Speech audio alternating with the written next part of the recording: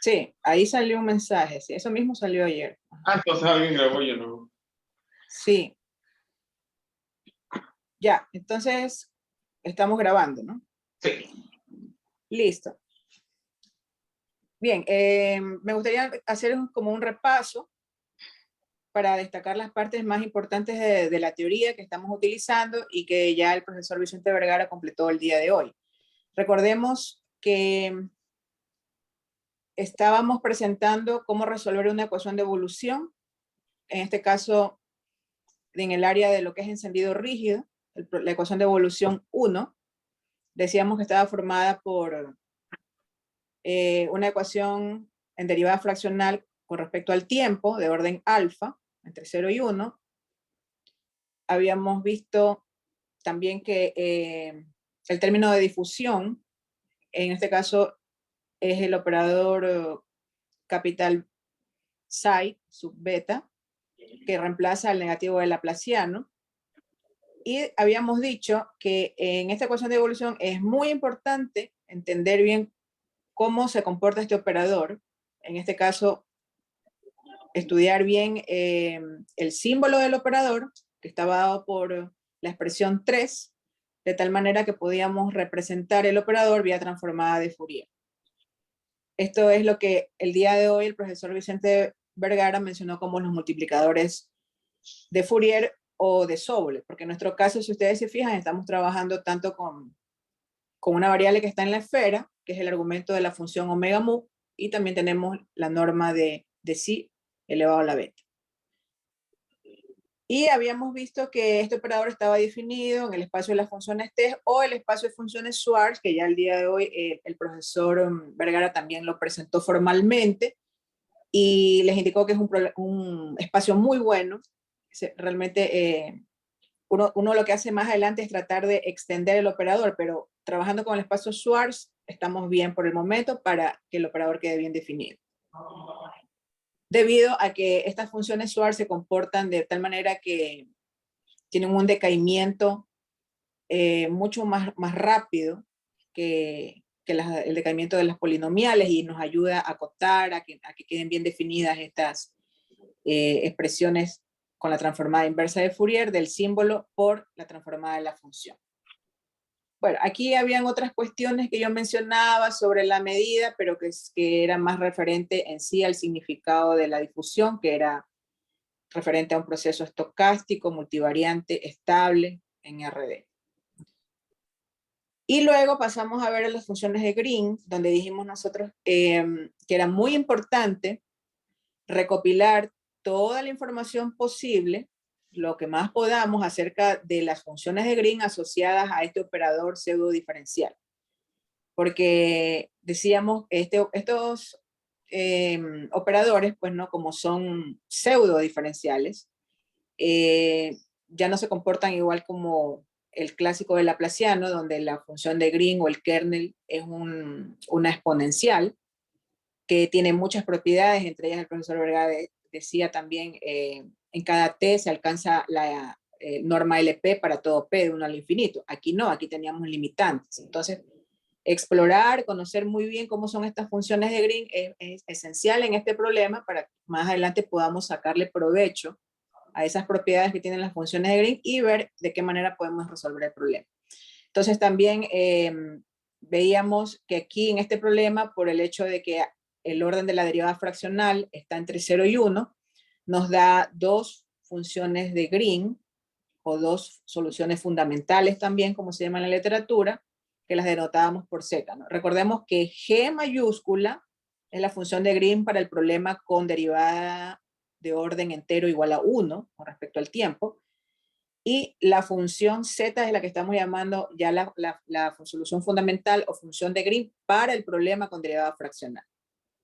Esta solución fundamental Z tiene una pareja, por decirlo de algún modo, que es la solución fundamental Y, que también se construye con la ayuda de la solución fundamental G. Y lo que había mencionado después es que como investigadores tenemos que tratar de siempre sacar la mayor cantidad de información posible. Entonces, en estas soluciones fundamentales, para este modelo en particular, nosotros encontrábamos que se relacionan mediante la expresión 6, tienen también transformada de Fourier para cada t fijo mayor que 0, y veíamos rápidamente que si alfa es un valor que se acerca a 1, entonces las funciones fundamentales z y y se acercan y son iguales. Entonces prácticamente nos acercábamos al modelo clásico. Pero en general estamos trabajando con alfa entre 0 y 1. También habíamos dicho que en la literatura otros investigadores han explorado y han trabajado con estas funciones de Green no gaussianas para conocer las cotas. Aquí teníamos las cotas para la solución fundamental Z, para la solución fundamental Y. Y como decía el profesor Vergara, si bien es cierto, no tenemos una expresión explícita de las funciones de Green, pero por lo menos tenemos las cotas, en este caso de doble estimación o doble lado, por eso era el símbolo en color rojo. El trabajo del profesor Vergara y mío consistió en comenzar a ver qué propiedades tenían estas soluciones fundamentales y llegamos a este teorema 2 para las cotas de la norma en LP de la solución fundamental Z para cada t fijo mayor que 0, dado en la expresión 11, pero ahí veíamos la limitante que también lo mencionó el profesor Vicente, hizo énfasis en algo que es muy importante, que aquí la LP integrabilidad de la solución fundamental Z en T se alcanza si P es un número que está entre 1 y kappa 1, y kappa 1 no necesariamente es infinito, sino que dependía de la relación entre la dimensión del espacio, que es D, y el orden de estabilidad del proceso estocástico que rige el proceso de difusión, es decir, beta. Entonces ahí teníamos eso. Y habíamos visto que en el caso excepcional, que la dimensión es menor que beta, resultaba que la estimación 11 sí se llegaba para P igual infinito, y hicimos un pequeño ejercicio de ver cómo usar estas cotas para justificar eso. Bien. Ahora el kernel Y o la solución fundamental Y también es algo muy similar, no tiene la LP integralidad para todo P, depende de cuál es la relación entre D y beta, y solamente se alcanzaba todos los valores de P, inclusive el infinito, cuando la dimensión es menor que 2 veces el índice de estabilidad beta. Bueno, y otra cosa que también habíamos observado durante este trabajo de investigación era que el número kappa 1 era menor o igual que el número kappa 2, y habíamos dicho que también eso era importante porque de alguna manera el número kappa 1 va a dominar las estimaciones con respecto al número kappa 2. Y luego pasamos a ver cuál es el proceso con el cual se comienza a explorar una solución. Por eso yo le puse buscando una solución, porque recordemos que también el objetivo del taller es que ustedes experimenten o vivan pequeños momentos del proceso de investigación. Estamos hablando de que algo que dura 2 años, lo estamos haciendo nosotros en 2 horas, ¿no? Entonces decíamos, ¿qué preguntas nos hacemos como investigadores cuando estamos resolviendo ecuaciones de evolución? Bueno, aparte de explorar cuál es el tipo de problema al que nos estamos enfrentando, qué ecuaciones de la física matemática rigen el modelo, etc. Cuando buscamos la solución, ¿sí? ¿Alguien preguntó algo? ¿No? Cuando buscamos la solución, decíamos, en este tipo de problemas no lineales, debido a la complejidad de los mismos, es muy ambicioso pretender que vamos a buscar o vamos a empezar a buscar una solución fuerte. Entonces decíamos generalmente las soluciones mild son las candidatas para más adelante convertirse en soluciones fuertes. Entonces en este taller estábamos presentando era la solución mild, cómo la podíamos encontrar, y decíamos que más adelante la siguiente etapa es investigar bajo qué condiciones adicionales la solución mild podría convertirse en una fuerte. Entonces aquí por cuestiones de tiempo solamente nos quedamos en la solución mild. Y decíamos que le digamos la definición canónica de una solución MAE, lo que es aceptado en este campo de la investigación, es que es una solución de una ecuación integral en la que aparecen las soluciones fundamentales, la condición inicial del problema y también el término no lineal de la ecuación de evolución y obviamente pues otros parámetros. En esta ecuación integral, nosotros decíamos que teníamos que definir algún dominio donde trabajar. Teníamos que buscar un posible conjunto donde esté la solución, donde viva la solución. Entonces decíamos que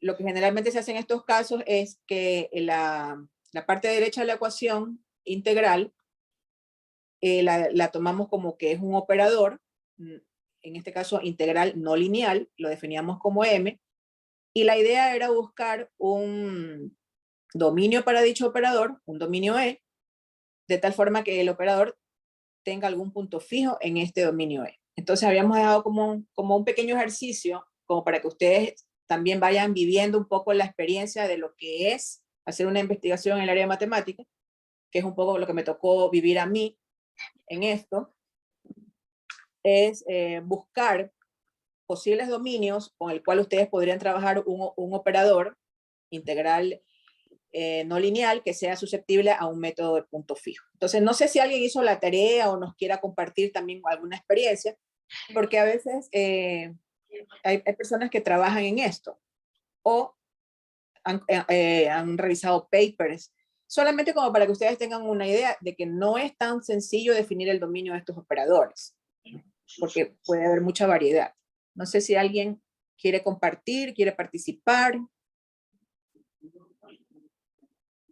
Dominios que haya visto de pronto en la literatura, algún paper. Pueden ser dominios sencillos, desde los más clásicos hasta los más raros o menos convencionales.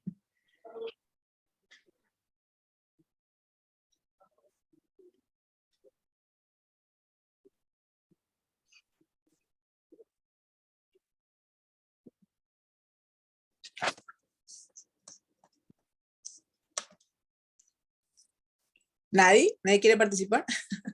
No hicieron la tarea, fue.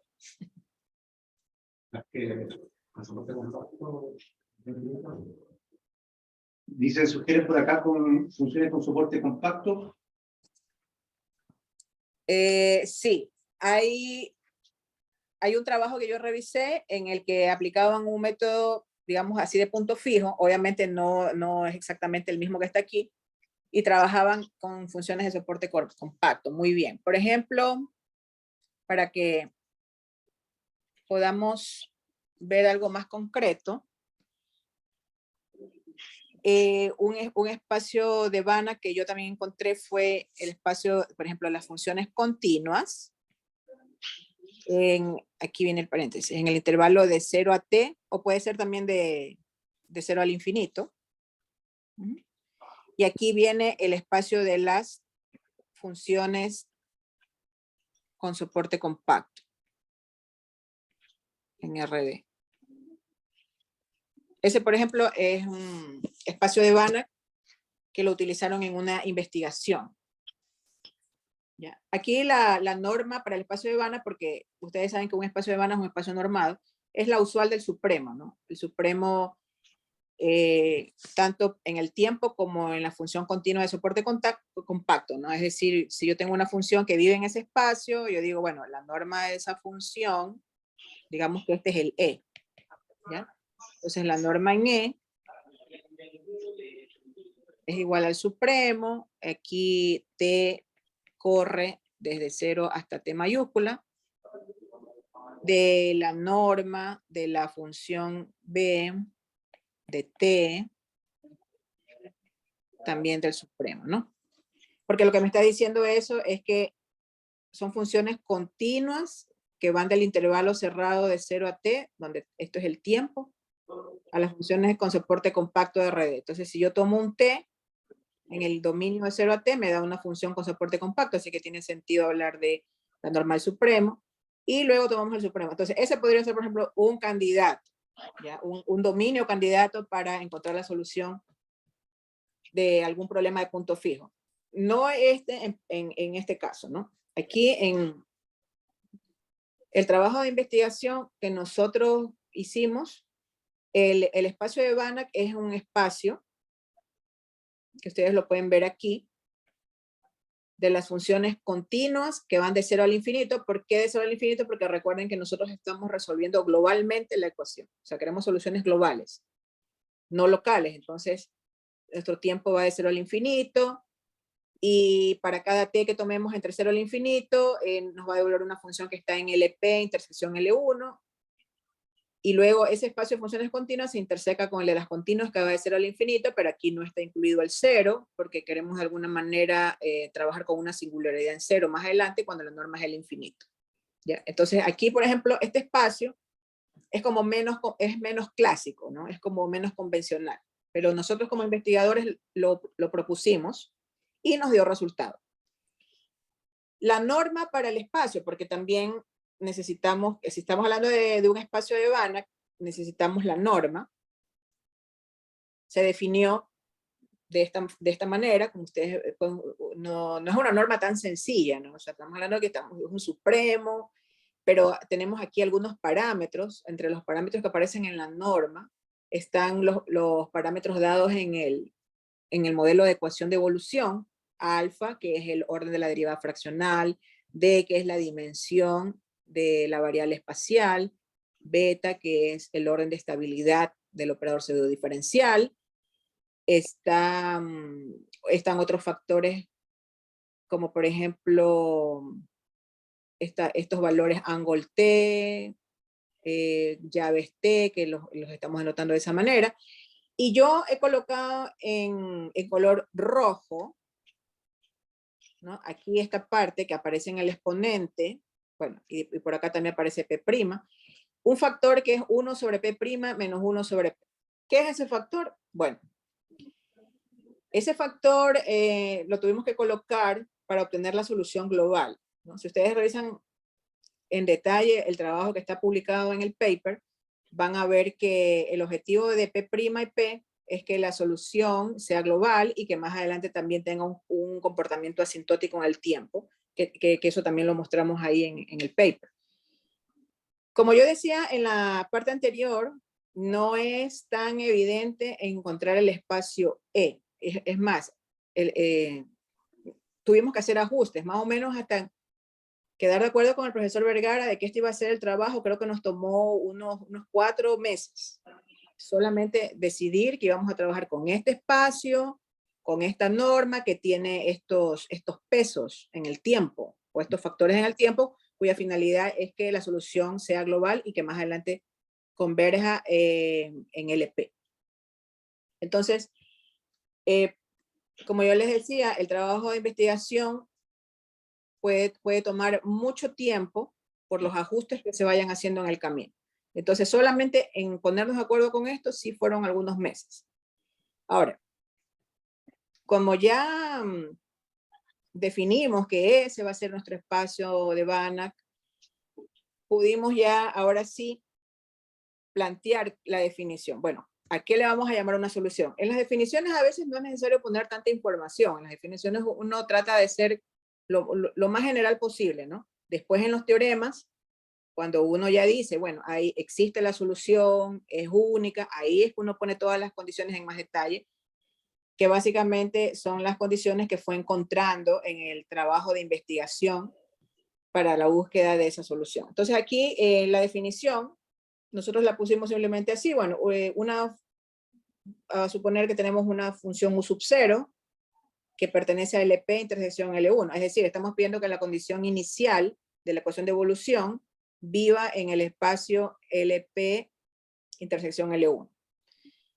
Decimos que una función U es una solución global del problema 1 si U pertenece al espacio de Banach E, este de aquí que ya definimos, y U es un punto fijo del operador M. ¿Ya? Entonces, esa es la definición. Así quedó.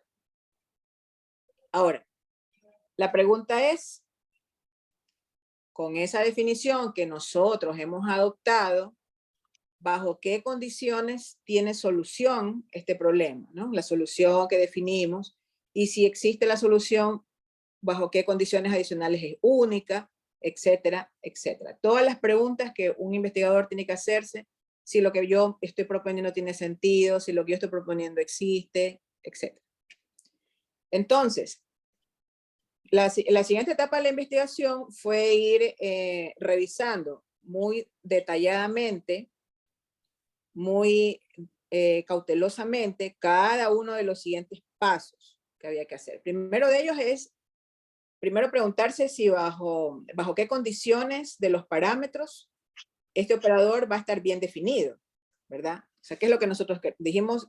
Este es el operador M, entonces yo quiero que vaya de E a E, que tome una función B y que me devuelva una función M de B que viva en E, ¿no? Entonces, esa es como la primera pregunta que nosotros debemos hacer. Y ahí en el camino puede ser que nos encontremos que no nos está funcionando algo y por lo tanto tendremos que hacer otra vez un ajuste al espacio de Vanna o incluso incluir parámetros. Como yo les decía, aquí en la norma del espacio, ustedes ven los parámetros que fueron dados originalmente en la ecuación de evolución. El parámetro P y P', que se ven en color rojo, eso ya fue, digamos, un aporte de nosotros. O sea, nosotros dijimos, aquí vamos a necesitar estos parámetros adicionales para poder contener la solución, que sea global y que más adelante tenga algún comportamiento que nos interesa. Ya, entonces a eso es que me refiero. Entonces la primera parte es preguntarse eso. De ahí, el segundo punto, una vez que ya sabemos que el operador está bien definido, bajo vale la redundancia, la definición de solución global que nosotros dimos, hay que obtener las estimaciones que sean necesarias para el método de punto fijo, porque nosotros tenemos que mirar hacia futuro a dónde queremos llegar. Nosotros queremos llegar a una solución mile, y una solución mile es un punto fijo de ese operador.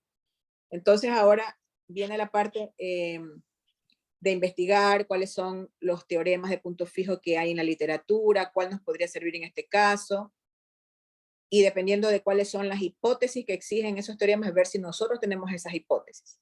Aquí también voy a hacer una pregunta, así como para hacer un poco más participativa la clase. ¿Cuáles creen ustedes que sean las estimaciones, o por lo menos una de las estimaciones que creen ustedes que debe tener este operador para poder cumplir el método del punto fijo? Algo que se les venga a la mente con respecto a la que es el teorema de punto fijo, o de pronto si alguien también tenía experiencia. Hay una estimación que es muy importante para poder hablar de punto fijo. ¿Cuál será?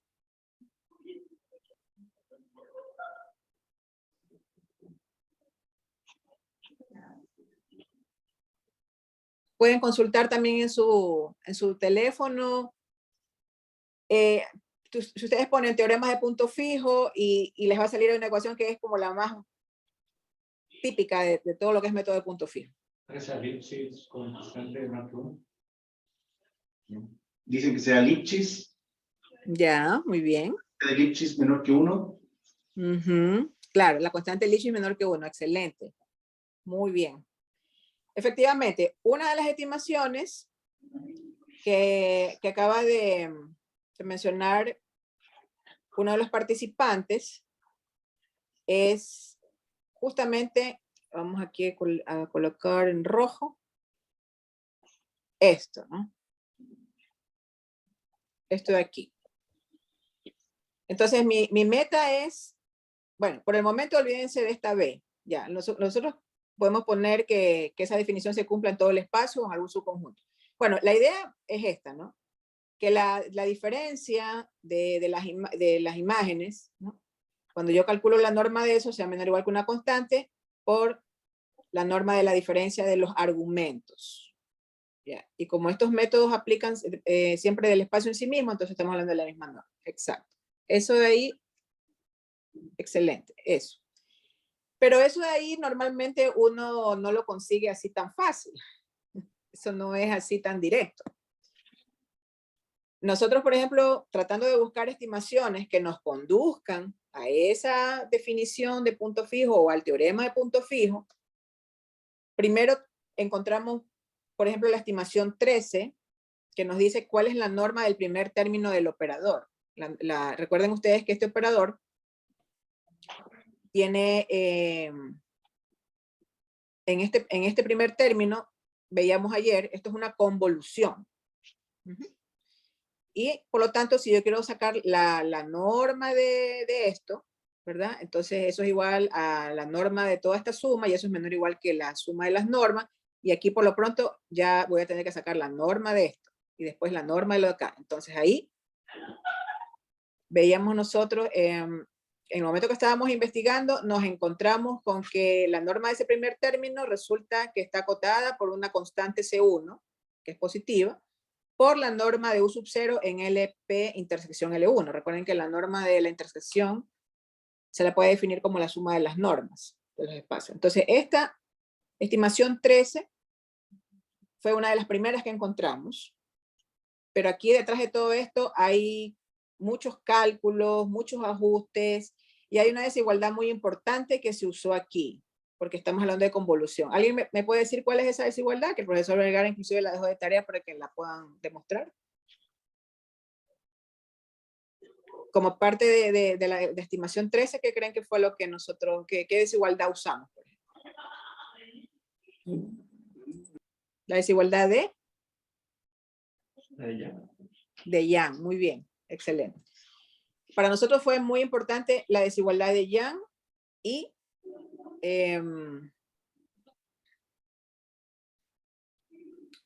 estas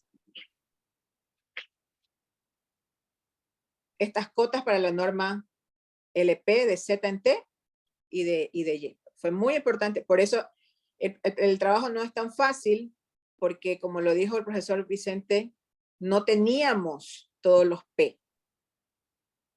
Estas soluciones fundamentales no alcanzan la LP integrabilidad para todos los P, a diferencia del kernel de calor que sí está en todo LP, desde 1 hasta el infinito incluido. Entonces, como teníamos esta limitante, por eso es que aquí teníamos que andar con mucho cuidado, viendo esos parámetros, cómo los íbamos a ir ajustando. Y encontramos esta estimación 13 con la ayuda de la desigualdad de Young, con la ayuda de la norma LP de Z, bueno, y con otras propiedades más que ustedes lo pueden ver en detalle en ese paper, donde están todos los cálculos.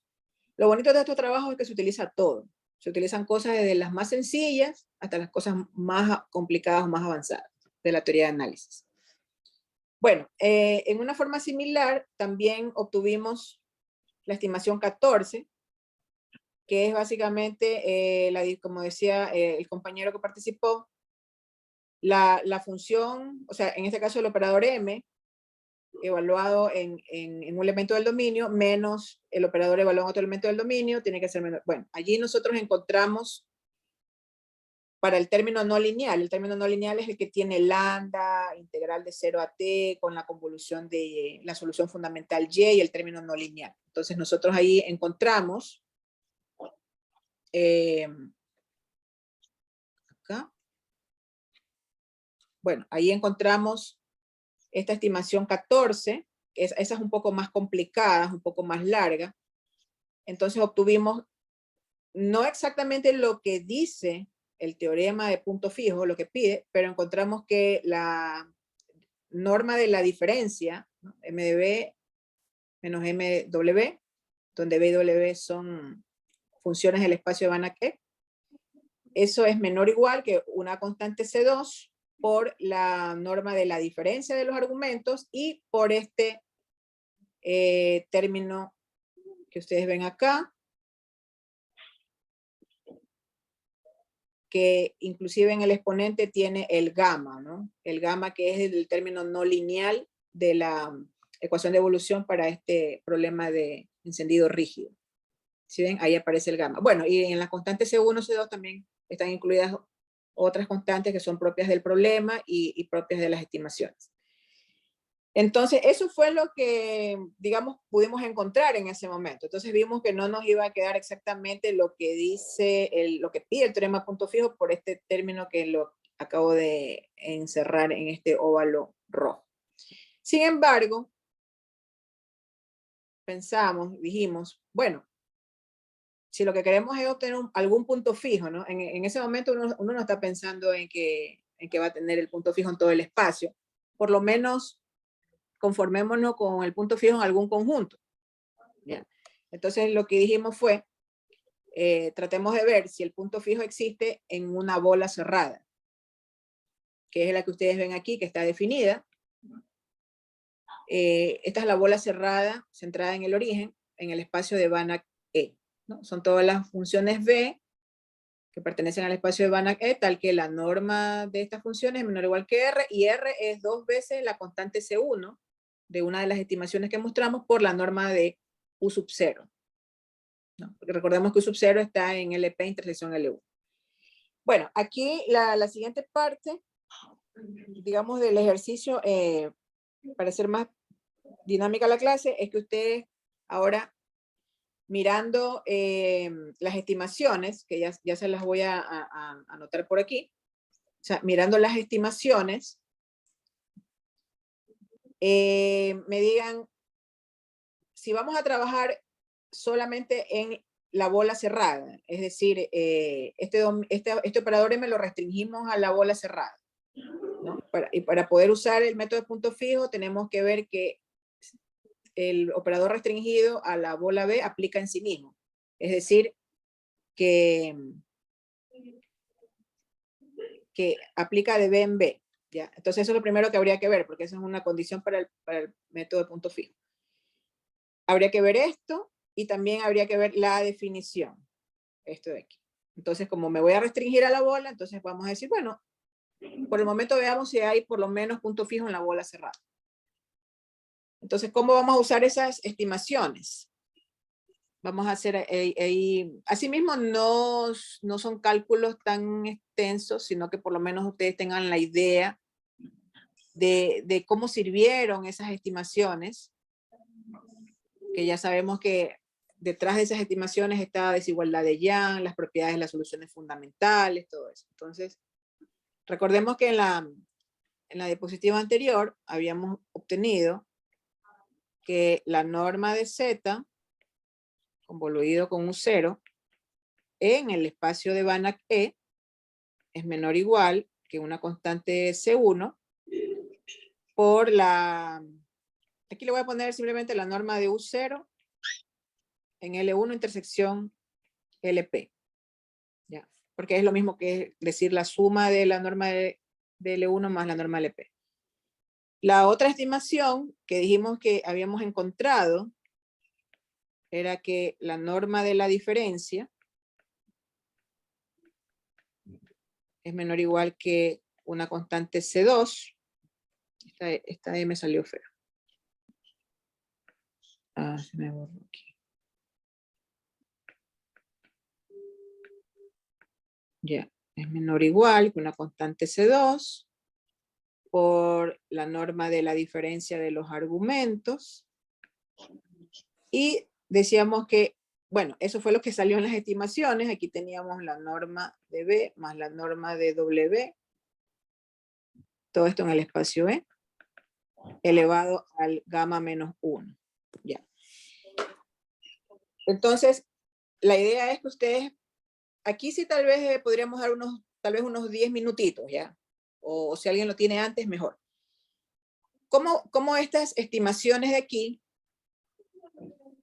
me van a permitir justificar que si la U sub 0 es suficientemente pequeña, entonces yo voy a tener una contracción del operador M restringido a la bola B?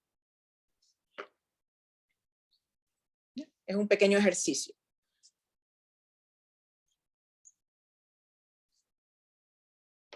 Entonces vamos a dar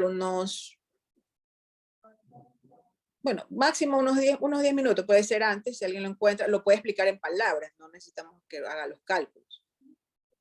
¿No?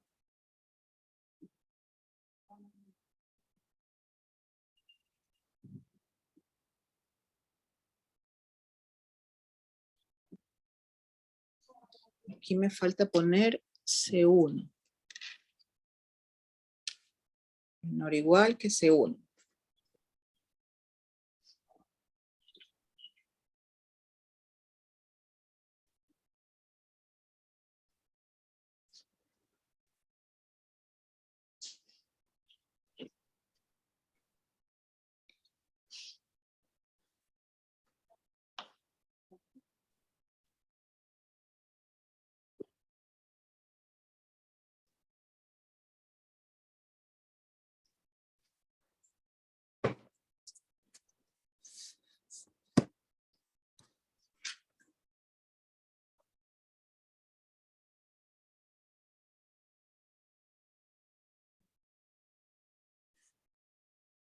Si alguien tiene alguna pregunta, también la puede hacer como para aclarar qué es lo que hay que hacer o preguntar si de pronto tiene la idea. Yo le digo, sí, va por ahí.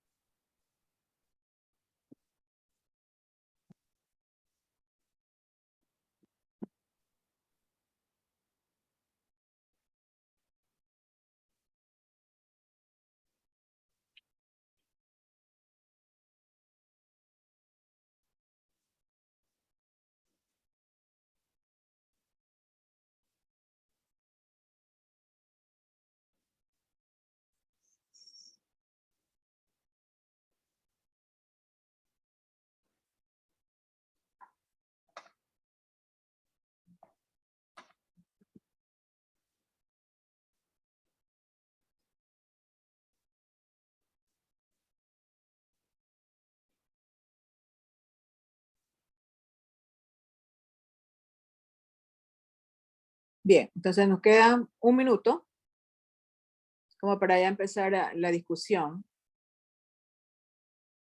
¿Y qué ideas tuvieron para poder responder? Son dos cosas. Primero, justificar que si yo tomo una función que está en el espacio, o sea, mejor dicho, en la bola cerrada, entonces la imagen también vive en la bola cerrada.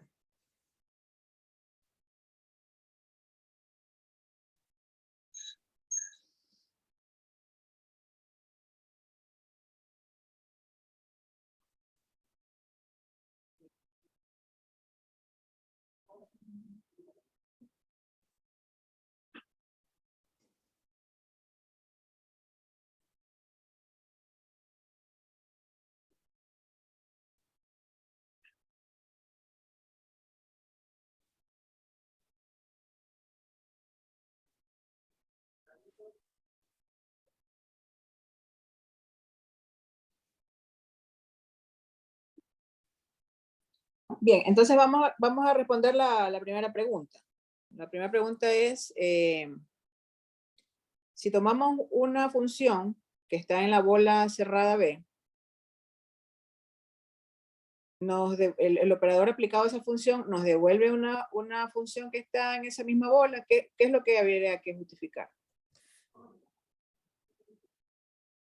Que m de b es menor o igual, o sea, m de b en norma, ¿verdad? Es menor o igual que r, ¿verdad? Eso es lo que hay que justificar. Para todo b que está en la bola. ¿Y qué estimaciones tenemos? Tenemos la primera estimación. Cuando decimos, ¿qué es lo que hace el operador sobre la función? Bueno, aquí es una convolución. En general, pues, Z estrella U0, norma E, ya no tiene sentido que ahí aparezca el tiempo, porque eso está incluido en la norma, ¿no? Entonces, esta primera estimación nos dice que si yo tomo la norma E en la expresión del operador, eso va a ser menor o igual que la norma de Z convoluido con U0, que eso ya lo tengo aquí. C1, eso es menor o igual que C1, norma de U0 en el espacio L1 intersección LP. Ya que es lo mismo que aparece en el radio, ¿no? Es la suma de la norma de U0 más la norma de U0 en L1 y en LP respectivamente. Para el término, podríamos decir no lineal, ahí en cambio sirve la estimación de acá. ¿Ya? Y si fijamos aquí W0, podríamos obtener la estimación para la parte no lineal, que la norma de, en este caso de M, ¿no?, aplicada a B, donde B está en la bola, entonces va a ser menor o igual que la norma en E de la parte lineal, que es C1, por la norma de U0. Le voy a poner simplemente norma de U0 para no escribir tanto, pero ya sabemos que estamos hablando de la norma de U0 en el espacio L1 intersección LP. Y la otra parte del operador, que ahí está detallado como lambda, la integral de 0 a t, convolución, etcétera. Bueno, eso de ahí, con las estimaciones que obtuvimos, nos va a dar también una función que vive en E, que tiene, porque ya probamos que está bien definido el operador. Bueno, y si W es igual a 0, eso nos daría la estimación de esa parte no lineal, entonces esto sería más un C2 por norma de B menos W en E, y por esta parte de aquí.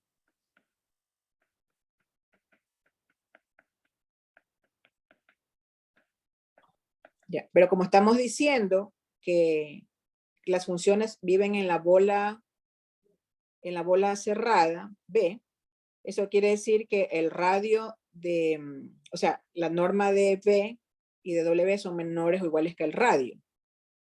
¿Ya? Porque estamos solamente trabajando con ese tipo de funciones. Entonces, esta parte de aquí, ay, se me cambió todo el color.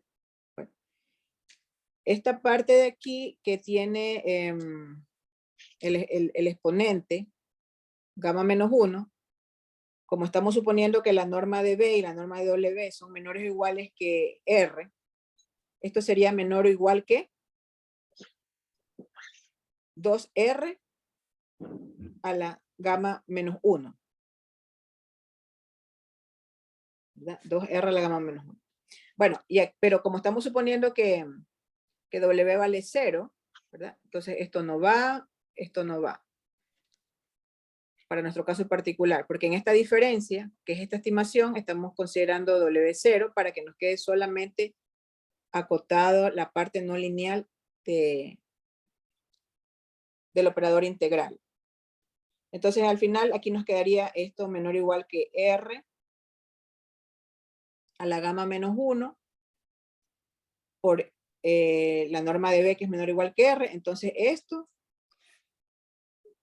vamos a borrar esta parte de aquí. Ya, eso es lo que queríamos mostrar. Entonces, al final, lo que nos está quedando es la norma de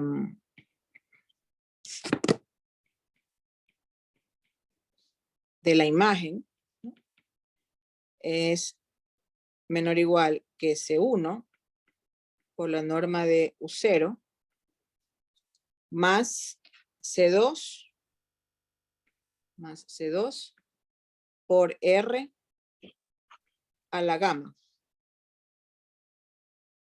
Estamos usando la segunda estimación con W0, por eso dijimos esto se va, y nos queda que como la función vive en la bola cerrada, entonces su norma es menor que R, y quedaría menor o igual que R a la gamma. Y esto de aquí nosotros queremos que sea menor o igual que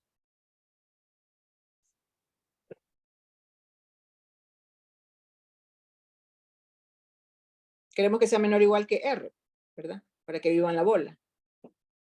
Entonces ahí es cuando uno dice, como aquí no aparece el tiempo y las constantes C1, C2 son ya determinadas por las estimaciones, aquí lo que uno tiene que hacer es jugar con la norma de U0, porque si la norma de U0 es suficientemente pequeña, entonces este término va a ser pequeño, ¿no? Y R, que a su vez depende de la norma de U0, porque esta es la norma de U0, la suma de esas normas va a ser también suficientemente pequeño, elevado a la gamma, que gamma es mayor que 1. Entonces, esa es la idea, ¿ya? Por eso es que se afirma que si la norma de U0 es suficientemente pequeña, entonces el operador va a hacer una contracción de B en B. Aquí solamente hemos discutido que si yo tomo una función que está en la bola, entonces su imagen por el operador M está en la bola. Eso es lo único que hemos discutido en este momento, ¿ya? Y para la parte de la contracción, ahí ya es un poco más, es como un poco más directo, porque ya la segunda estimación ya nos dice que la norma de la diferencia es menor o igual que C2 por la norma de la diferencia de los argumentos, ¿no? Por este término elevado a la gamma menos 1. Aquí sí tenemos ya que considerar B y W arbitrarios, y como estamos suponiendo que B y W viven en la bola, entonces esta parte de aquí sería menor o igual que 2R a la gamma menos 1. Y asimismo, si R, que a su vez depende de la norma de U0, es suficientemente pequeño, al multiplicarlo por C2, nos va a quedar una constante K entre 0 y 1. ¿Ya? Entonces, como ustedes ven, el hecho de que U sub 0 sea suficientemente pequeño, sí nos va a ayudar a alcanzar las dos cosas, ¿no? Que el operador aplique de B en B y que sea una contracción. Bueno, un poco esa era la idea. ¿Tienen alguna pregunta hasta ahí?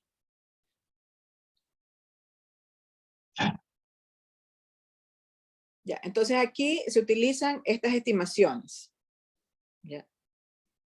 Las estimaciones 13 y 14, que a su vez nosotros las obtuvimos con las estimaciones de las soluciones fundamentales, nos van a permitir concluir que esa afirmación es correcta. Ya. Bueno, el último paso, o podríamos decir la última etapa del proceso de toda la investigación, es argumentar sobre la existencia del punto fijo y su unicidad. Nosotros acabamos de mostrar hace un momento, en los cálculos que hicimos, que el operador M tiene un punto fijo en la bola cerrada B, con ese radio, que depende de la condición inicial y de una constante C1. Pero todavía no estamos mostrando que ese punto fijo es en todo el espacio, ¿ya? Entonces, por cuestiones de tiempo no lo vamos a hacer porque tendría que explicar otras cosas. Pero la idea es que, bueno, ya formalmente justificamos que la función tiene un punto fijo en la bola cerrada B, usando el teorema de punto fijo de Banach, que nos dice que si una función un operador está definido sobre un conjunto cerrado de un espacio de Banach y dicho operador es una contracción sobre ese conjunto cerrado en sí mismo, entonces tiene un punto fijo en dicho conjunto cerrado. Porque a veces en los teoremas de punto fijo vemos siempre que dicen que el dominio tiene que ser el espacio de Banach y el conjunto llega al espacio de Banach. No necesariamente, el dominio puede ser un conjunto cerrado del espacio de Banach y la llegada o la imagen debe estar o debe vivir en ese conjunto cerrado. Entonces ese es el que estamos usando aquí. Y la unicidad en todo el espacio, porque ahora la pregunta natural que yo me quiero hacer, bueno, ese punto fijo que yo encontré, yo ya encontré aquí un punto fijo, ¿no? Yo encontré una función U. Ya, yo ya sé que U vive en la bola cerrada. Pero yo quiero saber si ese es el único punto fijo en todo el espacio. Entonces, obviamente, como la bola está contenida en el espacio E, ya sabemos que U vive en el espacio. Entonces, lo que uno hace es suponer, ¿no? Lo que se usa típicamente para demostrar unicidad es contradicción, suponer que hay otra función. Bueno, en este caso, no voy a decir en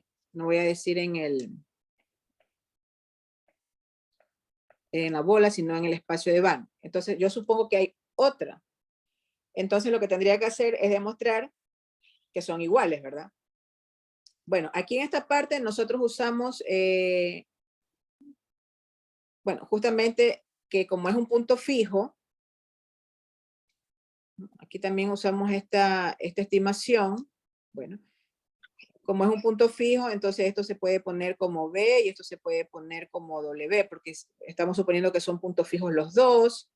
Bueno, y ahí usando estas estimaciones y también usando una desigualdad de Grunwald, pero que incluye singularidades, porque nuestro problema tiene muchas singularidades por los factores de tiempo que pusimos, se llegó a la conclusión de que ese punto fijo es único.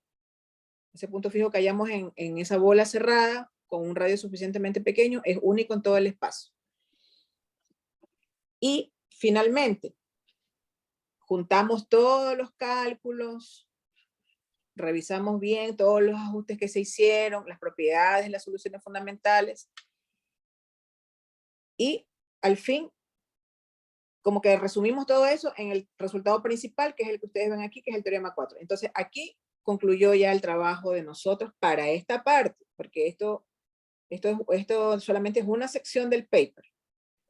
El paper tiene otras secciones donde también se estudió soluciones globales para condiciones iniciales positivas, se estudió perfil asintótico para soluciones globales, donde ahí también tuvo un rol muy importante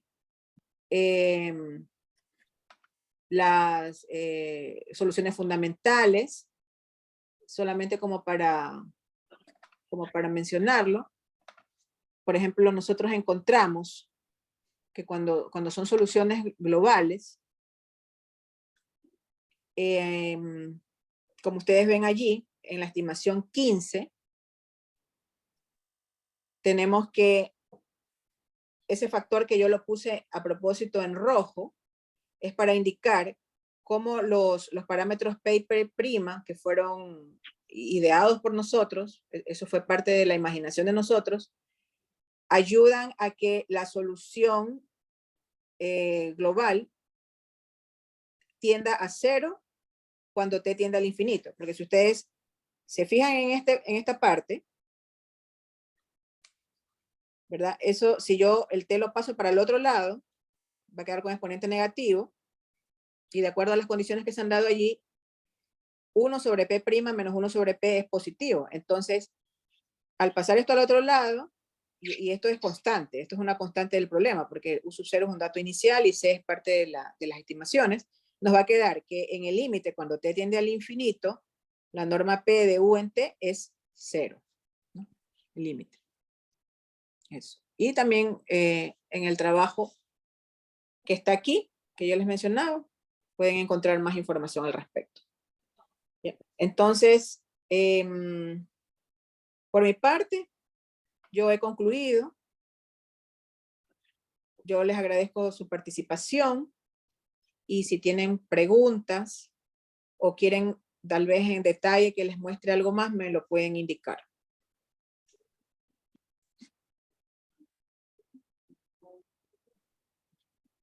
Muchas gracias, Soraya.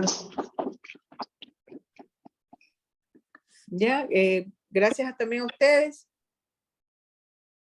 Yo nada más los quería invitar. El material va a estar ahí en la, me imagino en algún repositorio, yo lo voy a compartir y que revisen la bibliografía para que ustedes vean todo lo que se ha utilizado en esta parte.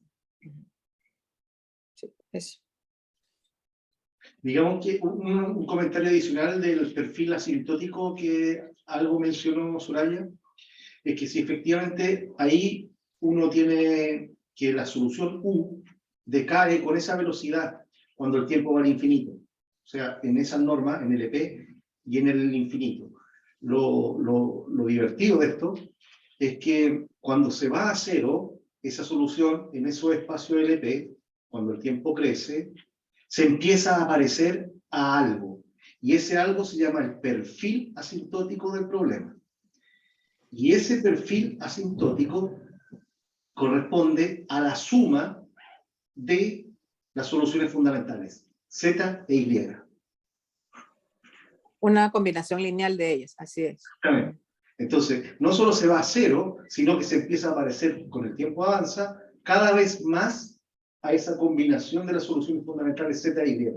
Esa combinación. Entonces, desde el punto de vista numérico, bastaría analizar las soluciones fundamentales para saber cómo el problema evolutivo va a llegar tarde o temprano a aparecerse a esa combinación lineal.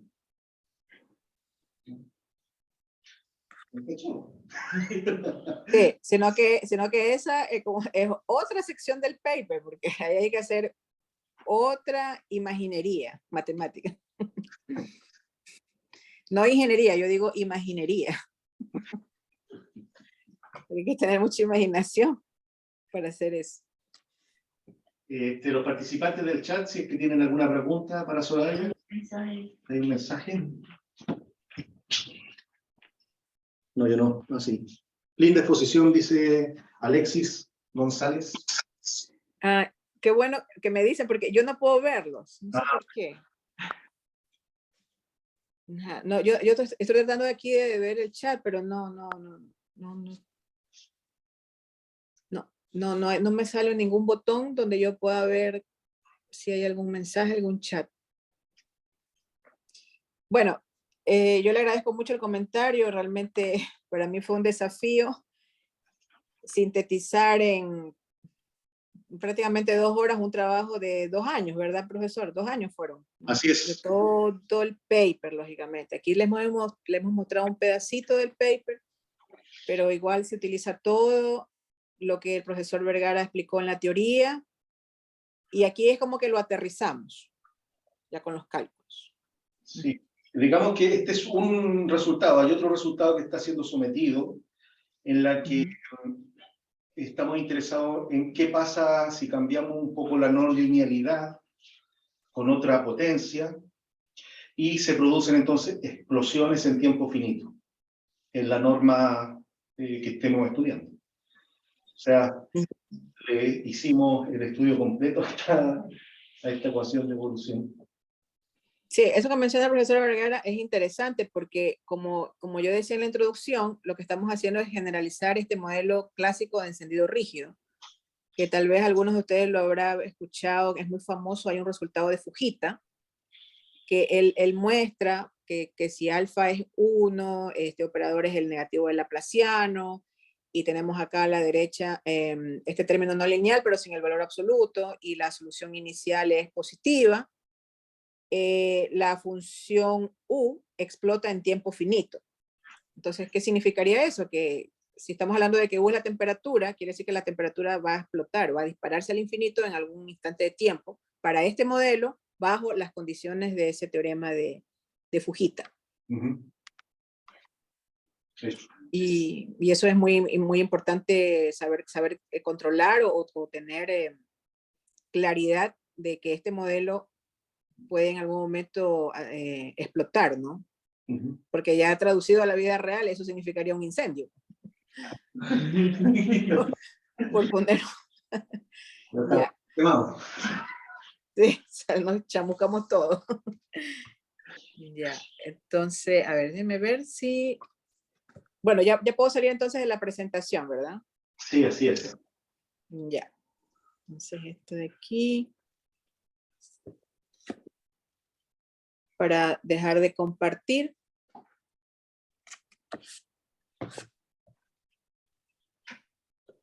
Ok. Ya, sí, ahora sí puedo ver el... Aquí sí puedo ver el chat. Sí, ya.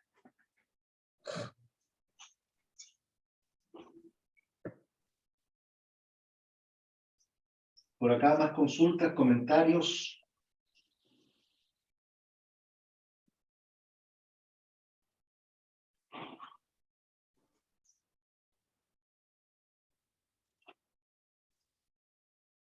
Bueno, nuevamente muchas gracias, Soraya, por tu presentación.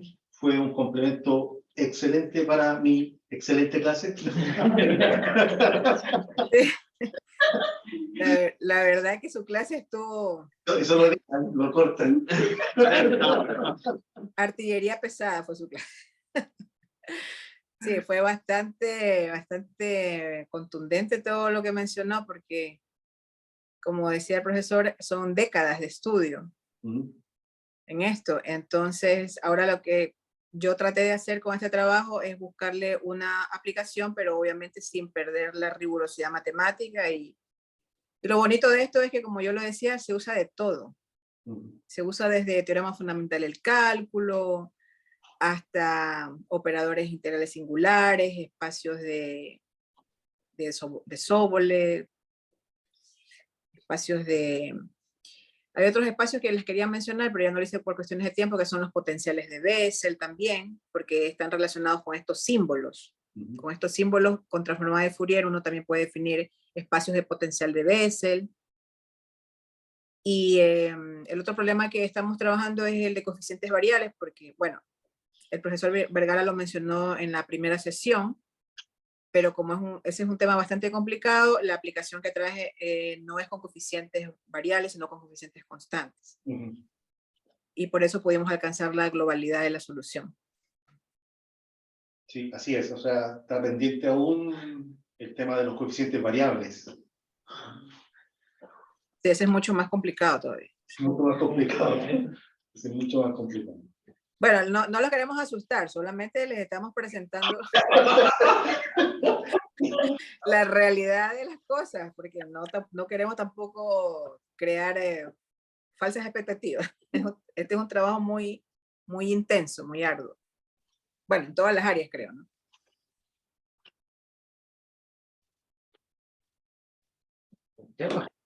Muchas gracias, Raya. Muchas gracias. Si no hay preguntas, muchas gracias, que estén muy bien. Saludos desde Ecuador con un poquito de calor, 28 grados centígrados estamos acá. Como 4 veces lo que tenemos acá. Voy a detener aquí.